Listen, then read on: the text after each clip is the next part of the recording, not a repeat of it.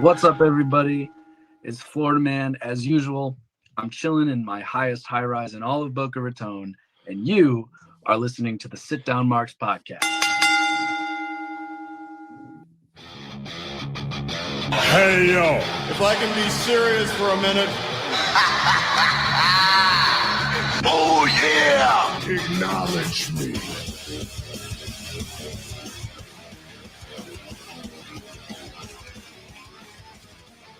Hello. What's happening? What's going on? Welcome. Come on in. Sit down, people.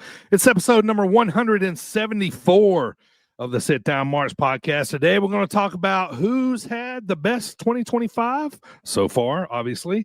And we're going to be talking a little AEW Wrestledream results and some other news and notes in the world of wrestling. I want to thank everybody for tuning in today on YouTube and Facebook. And I want to thank everybody for listening on all those podcast platforms out there. I want to take a second and introduce you guys. You know these guys by now, but I'm going to introduce them to you anyway. All the way on the East Coast, the one with the most. It is Halloween time, so we get Primo Ween. What's up, Primo Ween. As we say in the closed caption there, full-size candies or else. So if you're handing out those little miniature snack size, shame on you. Anyway, yeah, exactly. We laugh at you for giving out bite-sized candies. No, welcome. We're still in the spirit of spooky season, and we are back for another flagship episode. Yes, we are. And the third man in the ring, so to speak, the one dude in the green hat. You know him in the green hat. We know him as Primo, not Primo. Dylan, what's going on, brother? Good to see you, man. Oh, I'm not Primo. That's going to be my new name. Is we got Primo and not Primo. That's what's going on. But no, what's up, Marks Mafia? Thanks for joining us. Life's good. Wrestling's good. Football's been good. Best of all, though, guys, last night, first one of the season, I had my first Little Debbie Christmas tree cake of the season. Boom. We're here. Let's go. Yeah, we're still in pumpkin delight season over here, man. Those are frauds. I don't like those. That's quite man. early. Yeah, we'll take it, though. We'll take it, yeah. Yeah. So, Dylan. Hello, lady. Any update for us, sir? No, yeah, there's no news. There's nothing new. It's the same old. All right, just checking in. Well, thank everybody for listening, and let's get this thing going. Primo, if you're ready, man, it's hot start time. Let's talk 5 topics in the world of pro wrestling. What if I'm not ready? All right. Topic number 1, boys. So there's been, AI is taking over everything, man. Anything in the digital world, AI has something to do with. And there's been several reports saying that WWE is going to possibly use a company who will use AI to create storylines. So I want to just get your opinion on this, like we always do. I'm not a big fan of AI taking over everything, but, so want to get you guys' opinion here. Primo, what do you think, man? AI, could they make some good storylines, you think? It depends. I mean, you got to think in an instant, AI can ingest all of history, like all of wrestling history that ever has been within a couple of seconds and spit out something, Right. And then it could be regurgitated and it could be a hodgepodge of different things, but I'm not saying it couldn't be good, Right. but I would say that you still need that human element to add the raw emotion to it. And to make it to where it's not just robotic as far as like this guy does this action or this person does this in the storyline. I mean, you got to have you got to know when to insert that, that the climax and all that other stuff to be able to have that emotion. Right. Because in wrestling, we start at the end. It's like, all right, who do I want to be champion? And then you work your way backwards as to how, So you got to say to AI, hey, I want Seth Rollins to be champion. Come up with a great storyline for him to be champion. So that's a little weird. What are your thoughts, Dylan? Yeah, my first gut instinct without thinking about it at all was just, oh, this is terrible. It's more AI. Just, punch it in and go with it. Then after I thought about it a little bit, like, I don't think it's that big a deal. it's not like Triple H is going to be sitting in his office punching in his computer, hey, give me a main event WrestleMania, and he has to stick, to that. Like, oh, the computer said to do, Boogeyman versus LA Knight at WrestleMania, so that's our main event. Like, they can still work with it. I think it could be a good starting point, maybe. Like, hey, let's get this creative idea, and then we can take our geniuses like Bruce Pritchard and Triple H and Michael Hayes and work off of that. Like, that could be fun. Yeah. And I'm sure they're already using some of it in their not creative, booking creative, but creative as far as the promo videos and merch and stuff like that. Yeah. I'm sure they're already, getting some AI ideas. It's hard to say. So yeah, my first instinct, you sent us that text the other day, DB. My first instinct was what in the world is this? This is wrestling. What are we doing? But then the more I thought about it, I was like, it's not, not that big a deal, I don't think. Yeah. I think you could do a lot of on Black and White. It'd be okay if you're just writing scripts and stuff, but it would need to be touched up by a human brain. Yeah, I mean, AI can't actually do the wrestling, so I don't have a problem with it. You know what I mean? So, I mean, if they can come up, I don't know, man. Yeah, right. I've been seeing some videos lately. They had Martin Luther King and Jesus and everything else out there in WWE ring from AI videos. Yeah, it's already getting out of control, But I mean, if just don't tell me. Come up with this badass storyline. Just let me assume whether it's AI or not AI, But I mean, like I said, they can't wrestle yet. So, I mean, until we see those robots, wrestling each other or whatever. But, I don't know how much emotion they can spill out. And I need my emotion in wrestling. You know what I mean? Feel. So, yeah, you gotta feel. We've had some pretty bad storylines just coming from just a human. So, I don't know if it can get worse. Right. We'll probably do it all right. Match. Yeah. All right. Topic number 2. All right, boys. So another round of WWE releases came. I think it was actually a couple of weeks ago now. Now, if you're watching on YouTube and Facebook right now, I got the list pulled up. Now, a lot of the names on this list you might not even, recognize. Of course, we know Wes Lee, but like Stevie Turner, Lance Anawahi, Jen Tala, Draco Knox, Hayes Jameson, Summer Sorrell, and Jamar Hampton. I probably couldn't pick out of a crowd, but Braden BJ Ray, obviously I know who he is because he's been on LFG before. I think he was on maybe another reality show. So, but Primo, man, we've seen Wesley get released before. He came back, and really had a big impact. He's one of your, buddies. And what do you think he lands? I mean, honestly, it wouldn't be too far-fetched to see him back in an NXT ring, except as the Cardiac Kid, Desmond Xavier. So, being back with the Rascals, I could see that. It's all over, it's right there. Right, it So, really is. I could see that happening. But no, I mean, he's very athletic and great at what he does. So I'm sure he'll land on his feet as he usually does and figure it out. Any names on this list jump out at you as a surprise, maybe, Dylan? Or sorry, go ahead. Yeah, the Wes Lee was the biggest one, and then Stevie Turner right behind him. Wes, kind of like what Primo. Wow, what Primo said. I saw he was released, and I was like, okay, he's going to go to TNA, and he'll be back on NXT in 2 months as a TNA talent instead of the NXT talent. Right. Stevie Turner, they brought her into the NXT UK brand when that was a thing, and she wrestled there, and then she'd been on NXT TV as with Robert Stone, Robbie E, as Ava's assistant type people, regularly, every week for quite a while now. So that one was kind of out of left field for me. But then, the other ones, the Lance and Hawaii name, I recognize just because of the last name and who his family is. Sure. But the other names, no disrespect, I had not heard of them.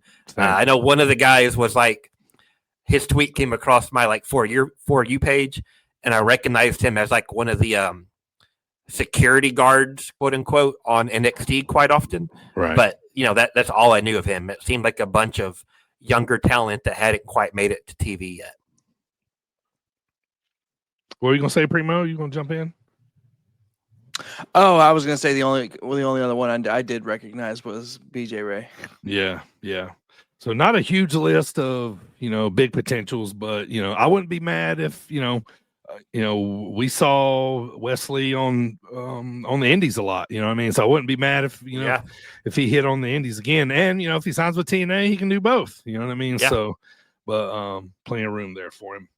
All right, topic number 3, boys. So I don't know that we've ever talked about this before, but let's just throw it out there, man. So, I remember back in the day, right? Like when if you were a wrestler in WWE, and probably I don't think this happens anymore. Probably TNA maybe too. If you were a wrestler, right, a prominent wrestler basically, and you went to get a tattoo, you had to get that cleared with him first. You know what I mean? So, obviously that has gone away, but I've noticed lately that Cody, I guess, kind of started the trend of a neck tattoo. Well, now Ilya returned. He's got a neck tattoo. And probably the biggest one we've noticed lately is Dominic's. He's got a neck tattoo now. Those always kind of stick out to me, nothing against them, that kind of stuff. But, a neck tattoo is always like, if I'm looking at you, I'm probably looking at that, while I'm talking to you. Yeah. You know what I mean? Why is it staring at me? Right. Yeah. It's just like a little bit of a distraction. So, I mean, obviously, like, if say like Seth Rollins went and had it done, I mean, Dom's a pretty big star. So, you know what I mean? Like, that would be probably a big deal. No way will we ever see a tattoo on John Cena. You know what I mean? But his body's a temple. Right. Yeah. So You couldn't see it anyway. Yeah, you wouldn't anyway. But but what are your thoughts on this? Like, I mean, we see Dom on one Monday, the next Monday he's got a neck tattoo. Now, this one I think was like a heritage tattoo. I think there's like a lucha mask or something like that on it. But what are your thoughts just in general of like, a wrestler leaving or 1 week and then you see him next week, kind of like Kevin Owens. He come back one day with a big old sleeve on his arm. It always catches you by surprise a little bit, but it's kind of just want to know your thoughts on that. Primo, go ahead. I mean, honestly, I have a bunch of tattoos, so I mean, I'm for it. But it doesn't really. I'm more like, hey, what's that? I want what you got there. Sure. And I did see recently that I was watching a video that WWE did on YouTube for Rhea's tattoos, it was like her look over the years, and one of them was whenever she had first got one of her first tattoos. And she was talking about when she was in NXT, they used to have to run that stuff by Triple H. Yeah. And she got a big one on her forearm, and she came in and she was all nervous about it and whatever. And he was like, "Hey, did you get that recently? That looks cool." And then from then on, it was game on. Sure. Yeah. So no pun intended. But and then Rhea is one that you notice, like another week she'll have another one, which is great. They look awesome. So I don't know. I don't think it takes away. I don't think I'm okay with their creative freedom on their own skin. Yeah. I'm more interested to see what they are usually. And another thing too, and I say this too, there's a lot of Samoans, so it's not a big deal to see, for them, to go leave and then come back, like Roman. Acknowledge me. Roman, he comes back with the chest piece and the arm all the way down. Jey Uso the same. Jay's got both done, I think now, whatever. So when that happens with them, like I don't really jump out. But say like somebody else on the roster, I do know that. And I remember my dad telling me this, like back in the 80s, you know what I mean? Like every tattoo had to be agreed upon if you were, a working dude, or if it came against your character, you know what I mean? Like it was all, very character driven, but what are your thoughts, Dylan? Yeah, it doesn't bother me one way or the other. I'm not totally for it. I'm not totally against it. I'm kind of indifferent to it. I know like the reasoning they used to have to get approved was all like, merch reasons, like action figures and the video games and t-shirts and stuff. Like you don't want to put out a brand new T-shirt with somebody's face on it, and then come out 1 week later with a completely different look. It's like, Right. what did we just put all this money into it for? But I did not come up with this. I've heard this multiple places on the internet. Think about the 4 singles champs in WWE right now. Okay, the world title is vacant, so take that one out. Yep. Cody's your WWE champ. He's got the tattoo. Sure. Dom's your IC champ. He's got the neck tattoo.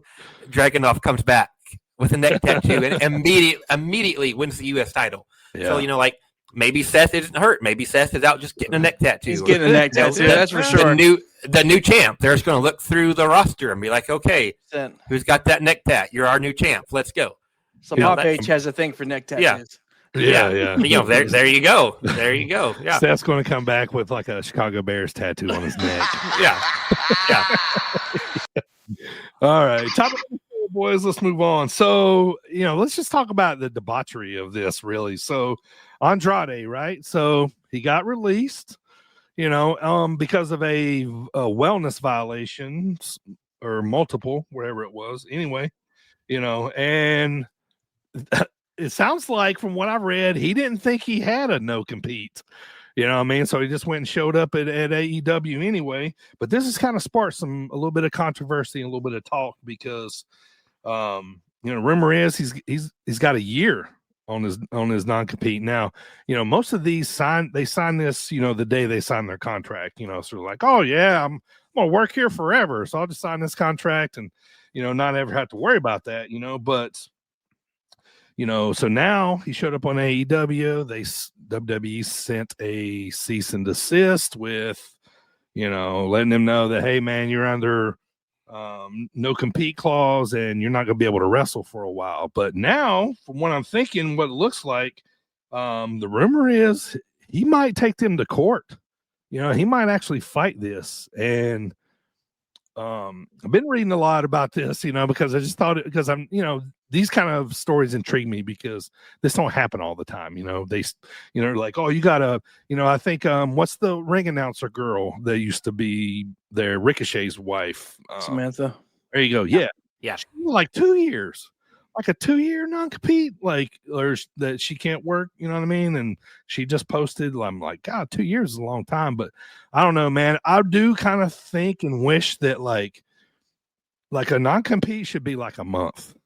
You know what I mean? Like 2 months, 3 months. Like, I don't know. Like, I do hope he actually goes to court and fights this and wins so they can kind of like do away with this shit. You know what I mean? Like, you work where you want to work at. You know what I mean? Like, my job, if I left it, you know what I mean? I could go work for the competitor the next day. Obviously I'm not in wrestling, you know what I mean? But, just kind of see what your thoughts are on this kind of stuff. Couple things on that, and I've said this in the past with other people that just walked out of the company, but contract is a contract, so that's one thing.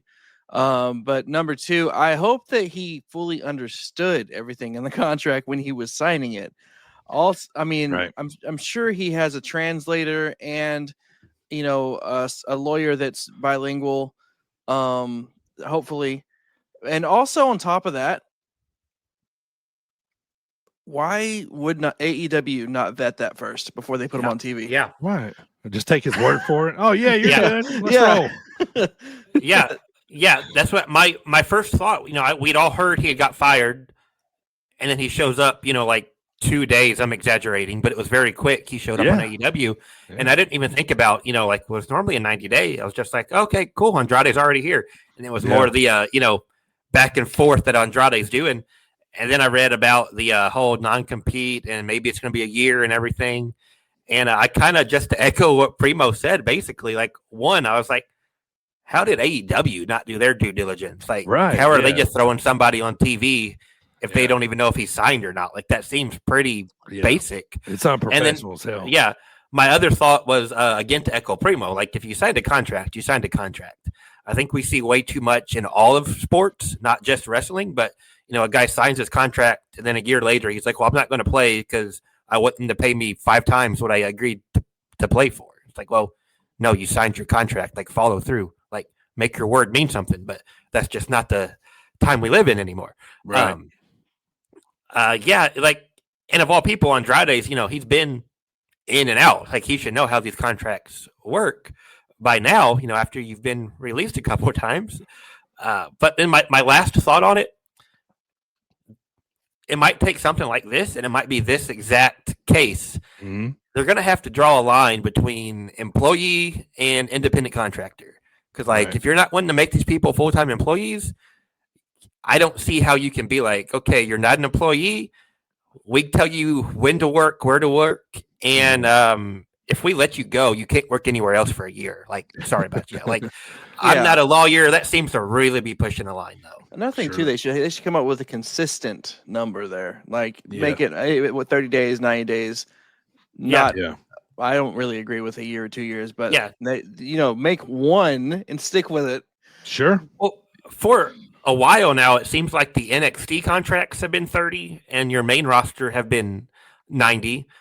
But then you get in a gray area of is this person on an NXT contract, even though they're showing up on Raw and SmackDown every now and then? Yeah. Are they, or vice versa? And you never know. All of their different contracts they have now, the ID program, they got 50 different contracts. They could have stuck them to a year, too, off of a contingency for their own sake, as an incentive. Yeah. To keep your head on straight, and it's a little insurance policy for them, I guess. But right. Yeah, I don't know.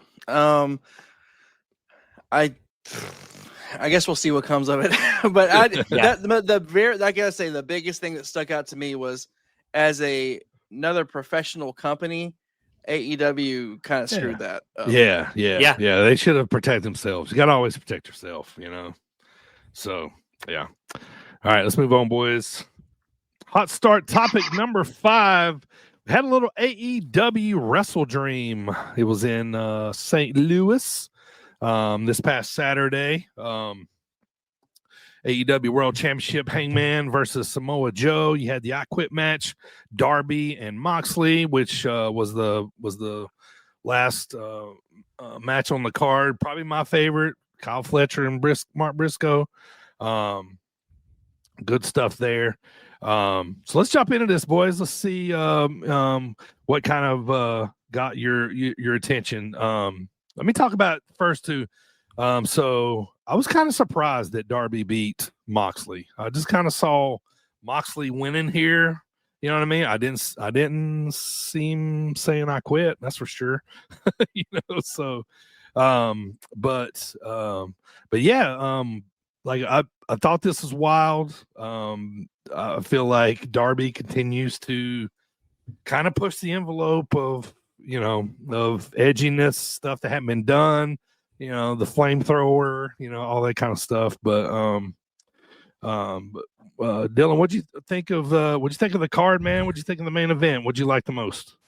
Yeah, so to get real inside the weeds here, I was really curious how Darby and Mox would have a I Quit match under the watchful eye of the wonderful Missouri State Athletic Commission. Right. That's really here for my Missouri locals, that we have to deal with all this.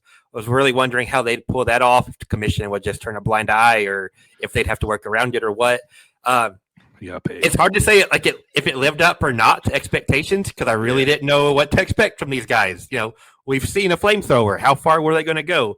And I thought it was kind of cool that instead of going with the flames, they went with water. Yeah. Just dichotomy there.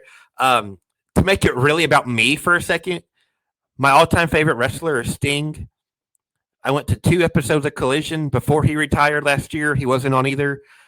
He retired in March. The April pay-per-view last year was the one they were in St. Louis. I've never physically laid eyes on the guy in my life. He's my favorite wrestler for 30 years now.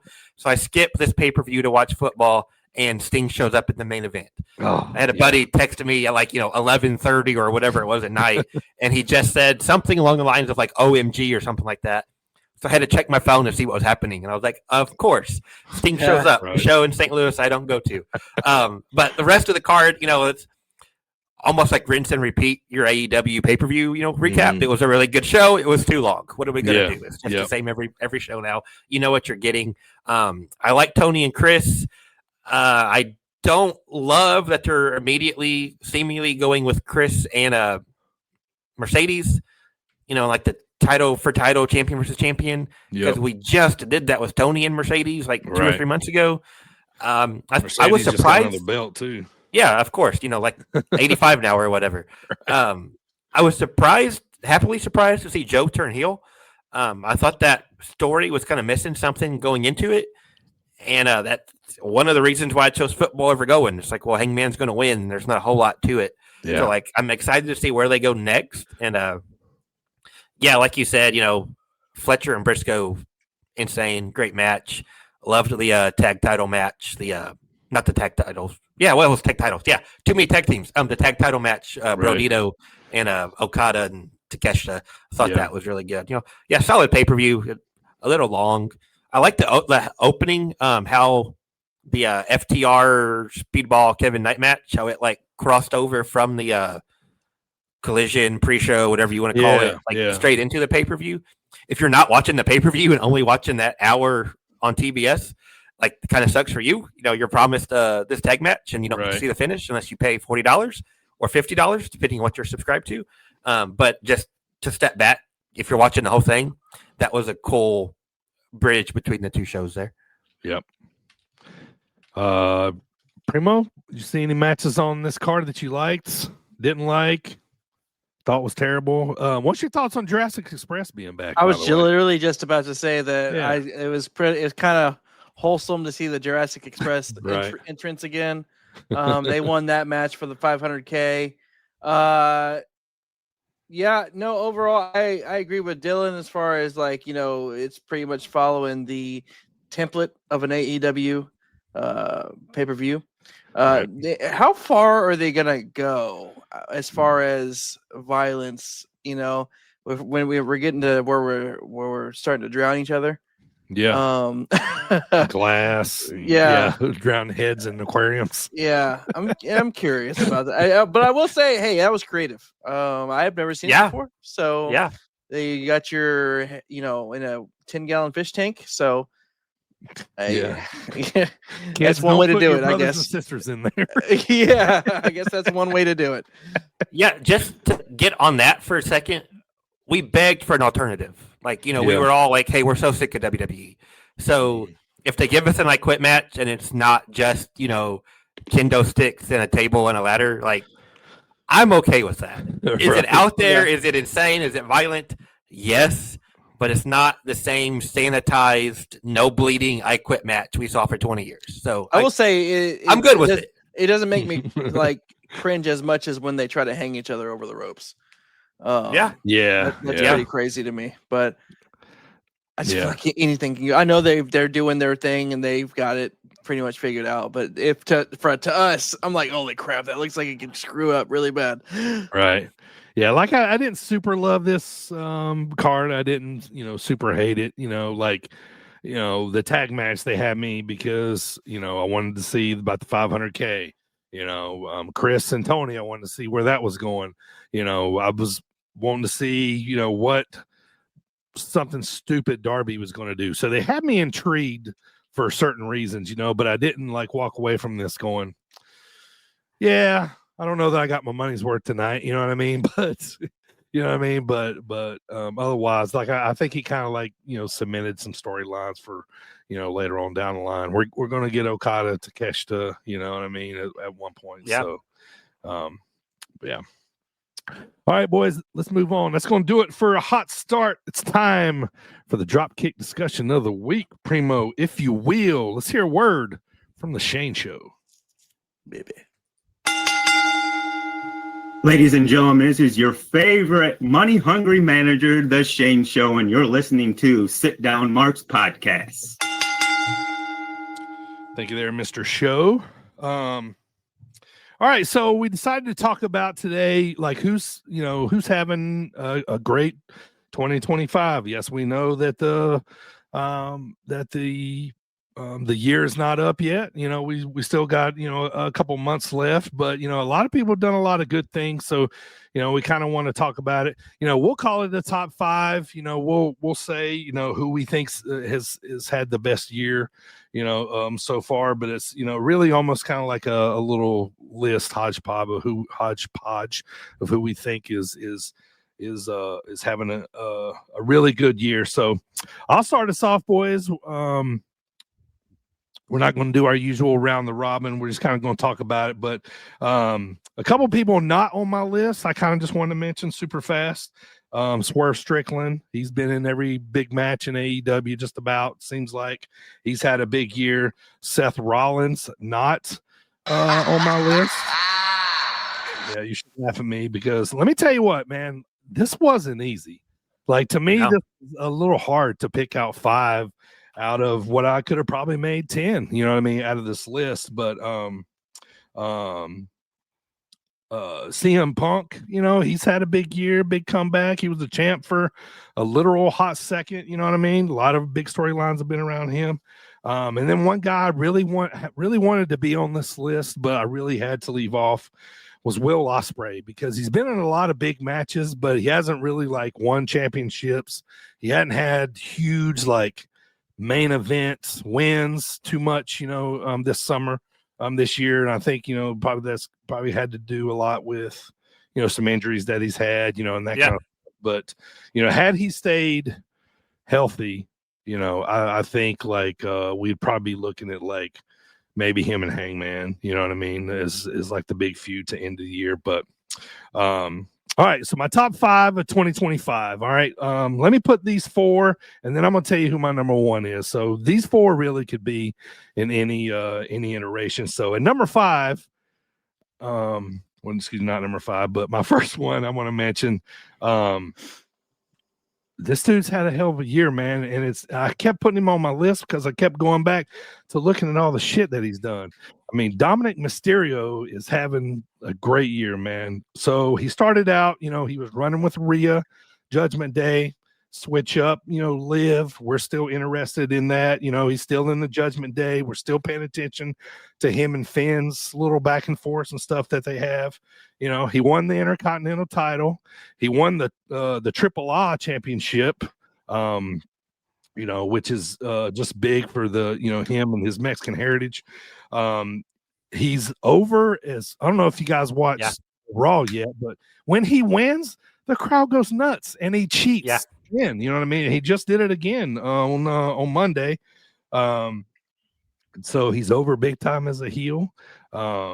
And you know, and anybody would want to say that they've been able to beat AJ Styles twice. You know what I mean? And he's been able to do that. So so he was the first guy on my list. The next guy on my list is Hangman Page. You know, this dude he's Mr. AEW right now. He is he's the champ. He's the biggest face in AEW. He's you know, he won the AEW title at All In. He won the Owen Hart Foundation tournament this year. He beat Ospreay at Double or Nothing. He beat Mox, Ospreay, and Swerve just in the calendar year of 2025. So, you know, Hangman's the guy for AEW, and he's having a super big year. Next up for me is a guy that, like, you know, it was hard for me to put me on this list, but I put my feelings aside, you know. But my next guy on my list is main event Jey Uso, because I mean, Yeet is the new Yes Chance. You know what I'm saying? If you can get over like that, it's a big deal. I mean, let's just look at, he won the Rumble in January. He beat Gunther for the title. I can't read my handwriting here. But and he you know, he may be champ again here pretty soon. Yeah. You know, he's got this big ongoing storyline with the bloodline that looks like it's kind of taking another turn, because he basically threw Jimmy out of that battle royal on Monday, you know. So Jay's had a huge year.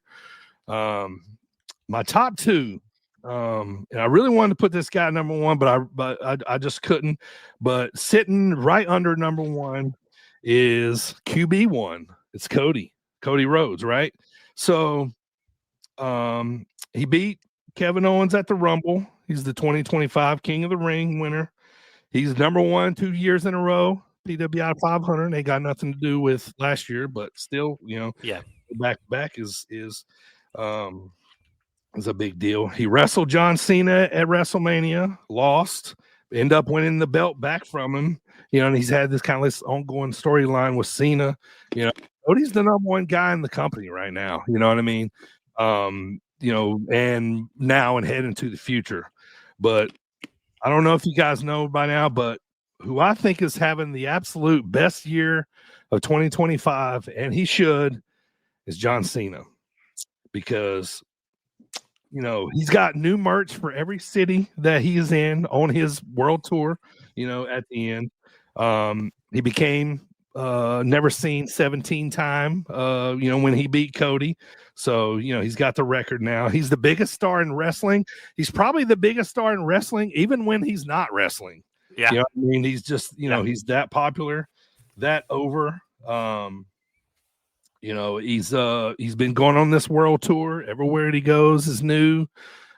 His new merch is, all that kind of stuff. And, we're tuning in to see what happens with Cena next. When's the next date he's going to be on TV? So, for me, it's hard not to put Cena at number one when you got the biggest wrestling company in the world basically laying out a red carpet for you for the rest of the year. Hey, we're going to take you to Australia.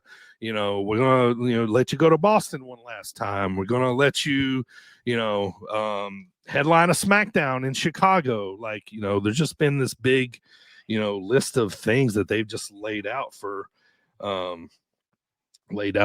John Cena. And I mean, when it's laid out for you like that, I don't see how you don't have the best year possible. He only has a couple of dates left, and that December the 13th is probably going to be the most watched.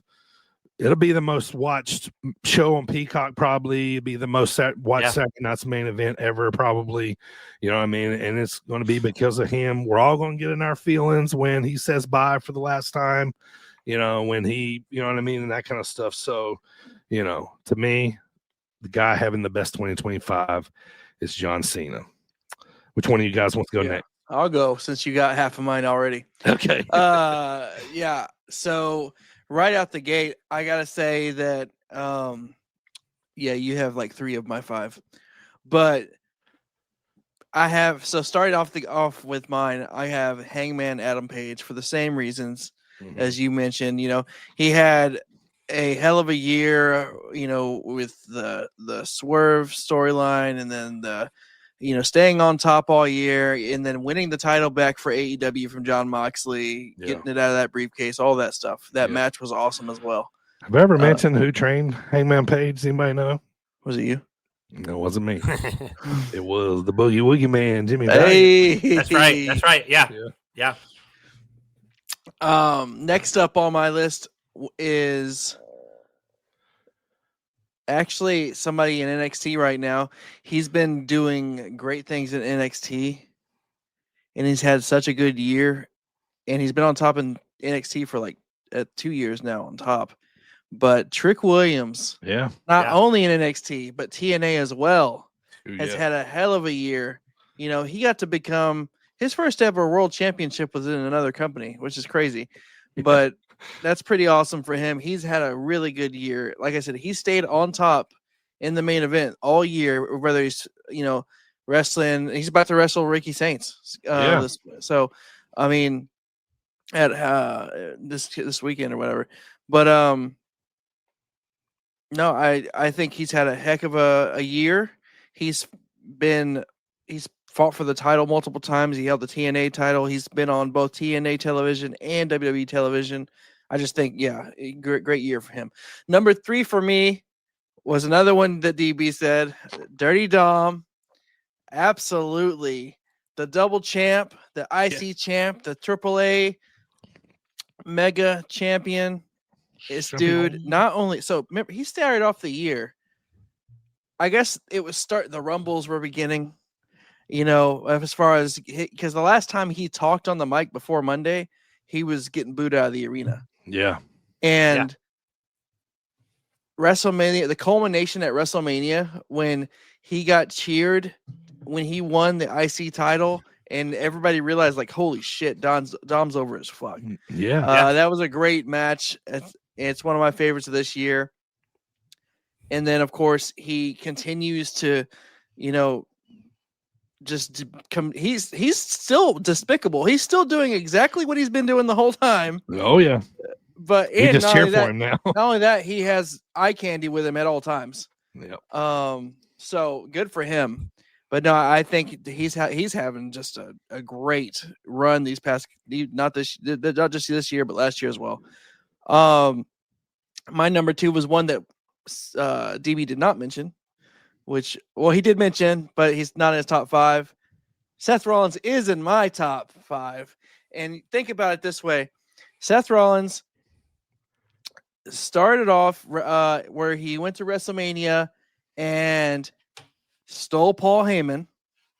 And then from there, he, went and won the Money in the Bank briefcase. And then he faked an injury and had the ruses of the century when he came back and had another, probably if his 2 Money in the Bank cash-ins, they're probably 1 and 2 of the best all-time cash-ins. Right. But he had another great, memorable Money in the Bank cash-in to become the World Heavyweight Champ, taking it from CM Punk, which was cool. Right. And then all the way until he got injured, a week ago. But up until then, he was just on a great. He even won the crown jewel fucking belt in the fucking stupid ring. But he went over on Cody, so that tells you had he not gotten injured, I don't think that he would have. I think his year would have continued to progress. Sure. Anyway, he's my number 2, and my number 1. I couldn't agree more. I mean, I don't see how you couldn't put John Cena on this list. It's literally his year. So, 2025 is the year of John Cena. Like you said, when he does his final night, his final show, we're all going to be in our feelings, but it's been a up and down roller coaster ride for this year, from him turning heel at Elimination Chamber to us being pissed off about fucking Travis Scott. And then The Rock showing up and then not showing up anymore. Right. Then of course John Cena becoming a heel and then suddenly not being a heel anymore. But it's like as soon as he decided he was gonna be a good guy again, we're all like, we forgive you. Yeah. Okay. It was like that. It was like that. Exactly. It was like, I'm a good guy. We're like, yes, you are, John. Yeah, You're you're right, John. Because that other shit was not working. Right. So we're like, we get it, John. We love you. So Yeah. no, I he's my number 1, definitely. All right, Dylan, take us home, man. Who you got? I don't have Cena on my list. Okay. You guys have him at number 1. I don't have him on at all. That's why I love this stuff. I really struggled between how the wrestler actually did in the ring, what his performance and everything, and the kayfabe, his wins, his titles, his accomplishments, weighing those against each other. How was his creative versus how they actually were in the ring. Kind of like DB said, I really struggled with this. I had 3 names, just boom, boom, boom, off the top of my head. And then those other 2 spots, I had 10 different people I could have put in that honorable mention list. I did have Cena in the honorable mention list. I did have Cody in the honorable mention list. Ospreay the same way.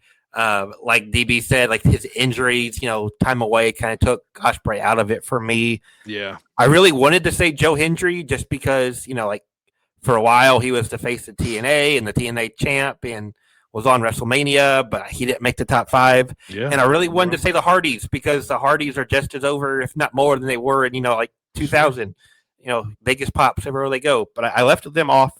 My number 5, I will. One more honorable mention, and the same thing. It's just the timing took her out of it. If Naomi didn't get pregnant, she might be number 1. The heel turn, like Primo was saying about Seth and Money in the Bank, her winning Money in the Bank and cashing it in, all the work she was doing. I think Naomi at least deserves a shout out here, but not in the top 5. My number 5, the one indie guy I mentioned, got to throw the Boss of the Plains, the one called Manders on this list. He's really leveled up this year. Not, the spotlight of a WWE or AEW, but he won WXW's 16-carat tournament, one of the biggest international tournaments, turned that win into winning their unified World Wrestling title, had 15 defenses, 175 days. He's the current New Texas champ. He held the West Coast Pro Tag titles, challenge for the Rev Pro title. Every show he's on, he's putting on just a classic. And where in the last couple years, you book Manders on your show, you get an incredible match.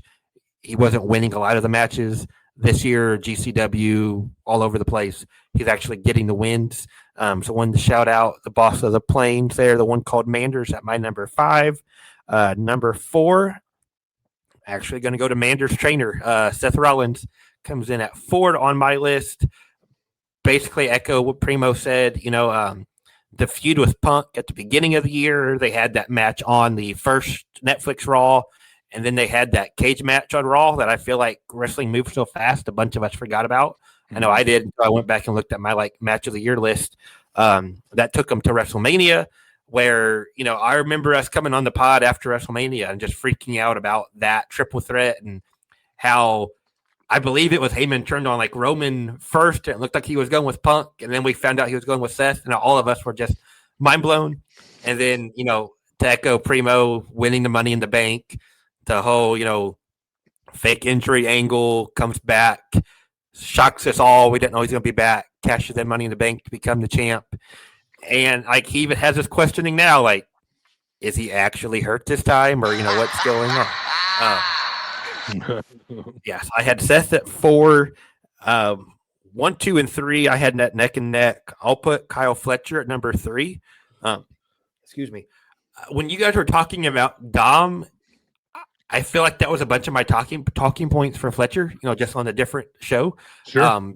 Started out in that I won't say lower mid card, but not in the main event scene. And then he got put in with Ospreay and Takeshita and Omega in tags and singles, and just really shown through. The cage match at Revolution with Ospreay was incredible. He wins the the TNT title he has, I believe. He beats Dustin for it on a street fight. In a street fight, I believe it was on Collision. That was just way better than I expected a Dustin Rhodes Kyle Fletcher match to be, a legit match of the year contender. And then, he's one of the main parts of their TV, had that incredible title match with Hangman. I have him at 3. I feel like he's next up in a year from now. We could be talking about Kyle Fletcher as the top wrestler in 2026. My number 2, kind of keep on the level up thread here. I have Io Sky at my number 2. Something clicked for me this year. I don't know if it was her presentation or creative, or if it was just the actual matches or what, but I was kind of oh damn, Io Sky might be the best wrestler in the world. Nuts and bolts in-ring wrestler. She might be the best in the world. Beat Rhea for the Raw Women's title. I don't remember which one they have that named, but the Raw Women's title. Beat her in, I believe it was March. It was early in the year on an episode of Raw when we all thought Rhea was going to win and just take it to WrestleMania. Shocked all of us. Oh my gosh, Io just won the title. That bleeds into the triple threat. Io, Bianca, and Rhea at Mania. That might have been the best match of the weekend. Holds the title. Didn't defend it a whole lot, but held it for several months. Had the Rhea match at Evolution where she loses the title to Naomi, cashing it in. And then again, the triple threat with Naomi and Rhea at SummerSlam. I really like the storyline they're doing now with Io and Rhea versus Asuka and Kairi, how that all developed, and Asuka turning on her in the mist and all that. I really enjoyed it. Like I said, I feel like, I don't know if it was just me or if she has actually really leveled up. I view her as one of their top females now. And my number 1, I didn't go Cena. I didn't go Cody. I went Konosuke Takeshita at my number 1. Maybe more so based on the in-ring wrestling than anything. Current IWGP champ. He won the G1. He is actively signed to New Japan and AEW and DDT in Japan. That's unheard of to have 3 different contracts, not a contract where they just share him like a TNA NXT type thing, but 3 separate contracts. In my mind, he and Sabre just saved their block of the G1. I believe it was B block. The two of them, their matches every night was insane. They met in the tournament, in the block action, and then in the playoffs, split those. Takeshita wins the G1 and then beat Sabre a little over a week ago to win the title all incredible matches. He had the Omega match at Revolution that was insane. He had a match with Bandito at Supercard of Honor in Texas in July. That's match of the year contender. Kind of like I said about Fletcher, now he's like one of the main focuses in the Don Callis family, big part of AEW's television. DB mentioned it. We eventually are going to have that Takeshita Okada match, whether that's on a pay-per-view for AEW, maybe that's even the Wrestle Kingdom main event. Who knows? But that rounded out my top 5.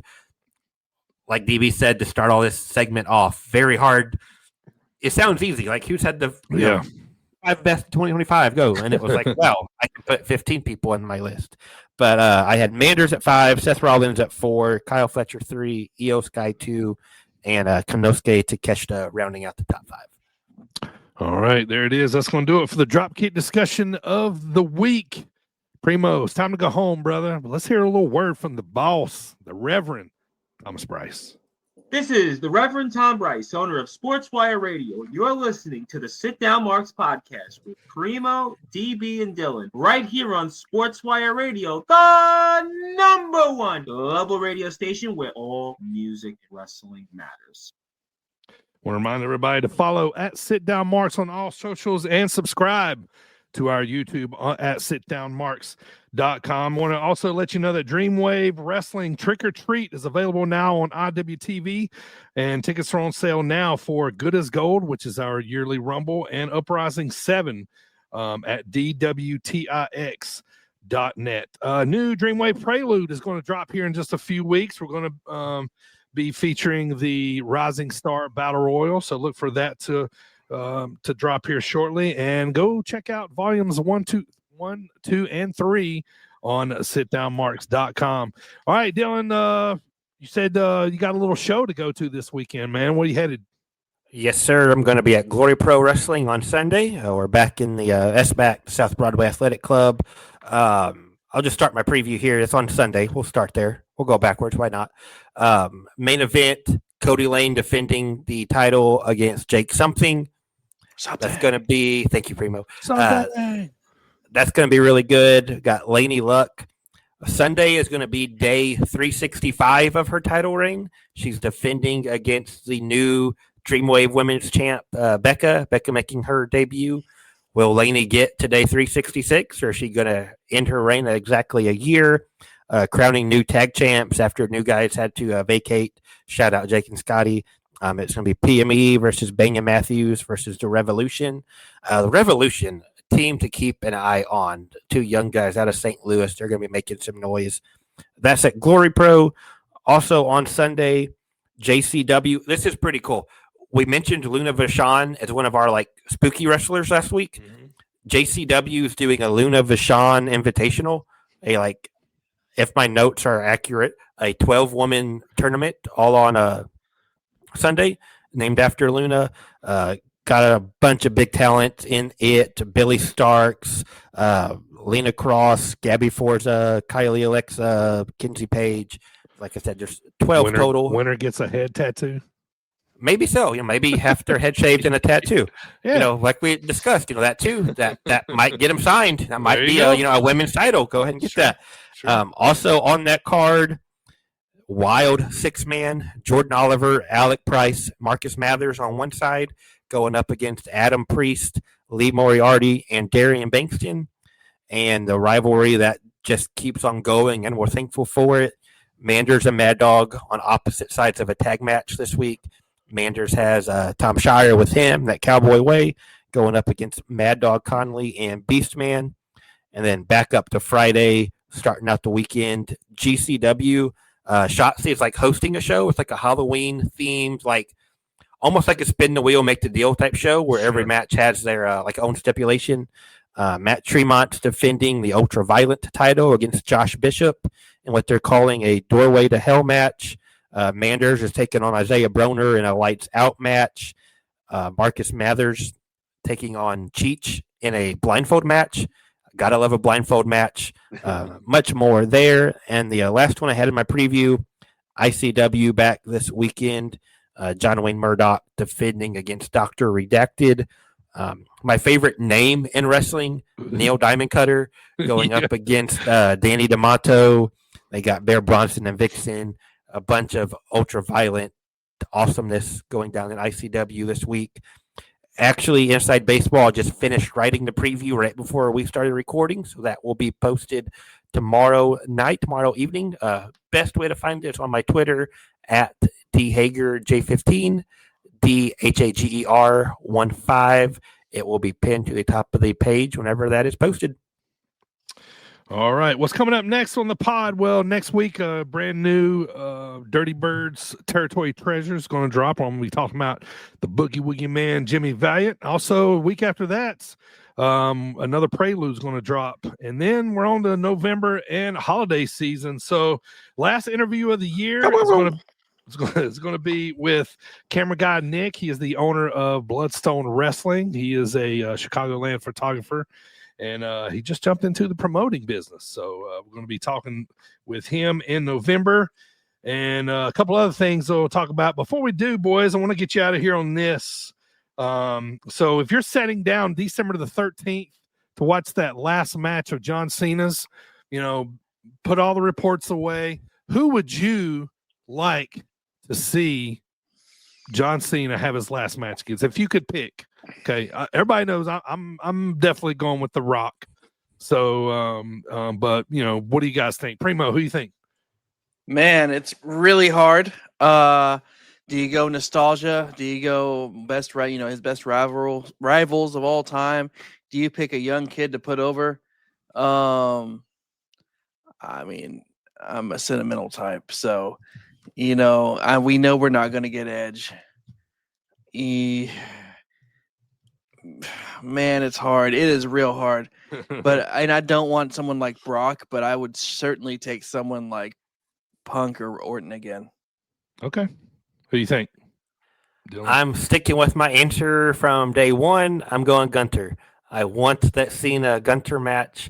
There's been a bunch, not to go off on a tangent about Cena's run, but there's been a bunch of people I just assumed we were going to get, like a Jacob Fatu, that we haven't got those matches. Yeah. I got to have that Cena-Gunter match. Got to have it. Right, but my thing with him is like there's no history there. There's not. I can't argue. Yeah, I know why they're doing it. You know what I mean? But I just I'd rather have somebody he's got beef with. You know what I mean? Like, I get that. Yeah, has wrestled sometime before. Storyline wise, if he would do it, The Rock would be perfect with how much he dropped the ball at the beginning of the year. Sure. If they could work that back in, Cena Rock one last time, right? I'd be worried that The Rock might take too much attention away from it, make it all about The Rock, because that's kind of what The Rock does. Primo mentioned it, I don't want it to happen, but Brock Lesnar makes sense. If they work that back into storyline, Brock came back and squashed him, and Cena's, last match on his way out, he's got to get his revenge on Brock. I don't want it to happen, but the storyline is there. But yeah, it'll be fun no matter what happens. Yeah, it'll be fun. I guess. He does the job though, right? Yeah, got to. Depends. Like what I say, if it's that Brock story, or if it's The Rock, if it's somebody that doesn't. What does either one of them gain from beating Cena on his last match? Yeah. Right. But if it's somebody like a Gunter or a Dom or a Braun Breaker, fill in the fill in the blank, then yeah, I think Cena does the job. Yeah. All right. Well, that's going to do it for episode who do you 174, The Rock. Oh, you said that. Okay. Yeah, sorry. Yeah. Sorry, who do you think, DB? Sorry. The Rock. What was the name of your shop? Primo, what's the name of your Etsy store? I want to thank everybody for downloading and subscribing. We really do appreciate it. Hey, tell a wrestling friend about us, man. If you listen to us, spread the good word of wrestling and tell your friends about us. Thank you guys for tuning in today. We appreciate it. We'll talk to you next week. Let's keep spreading that good word of wrestling. Stick around if you're watching right now on YouTube and Facebook.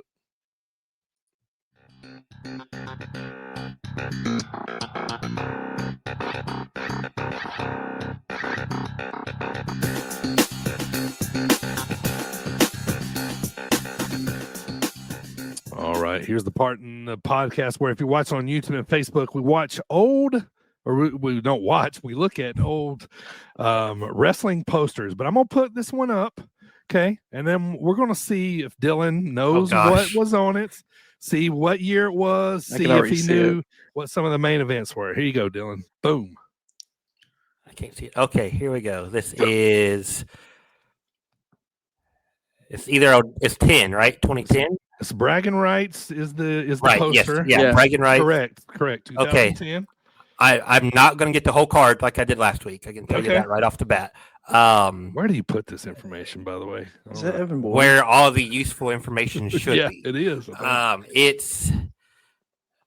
It's Taker Kane buried alive. Yep. Right. That's Nexus gets involved in that. Yep. Cena and Orton, I believe. I don't remember the stip. The stip was Cena would be fired if Wade Barrett lost. Oh, okay. That's okay. It's a Randy Orton. Cena. So it's Cena. Okay, yeah, you're right. Barrett with Cena. Yeah. Barrett. Okay, bidding, yeah. Yep.